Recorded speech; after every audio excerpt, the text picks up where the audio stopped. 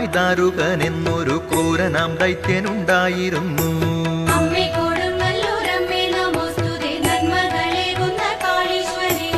ആരിലും പേടി വിതച്ചുകൊണ്ടെങ്ങുമേ ഘോരനായുന്മത്തനായി വാണാൻ.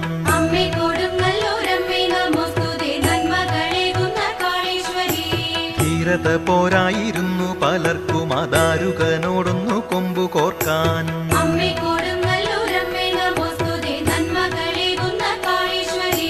ആസുരഭീതിയാൽ ആരാധകർ മഹാദേവനാം ശങ്കരൻ തന്റെ മുമ്പിൽ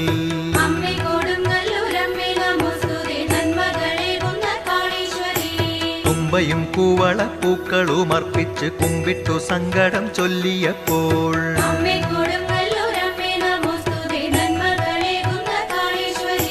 ഭക്തരിൽ സക്തനാം ശ്രീ പരമേശന്റെ മുക്കൺ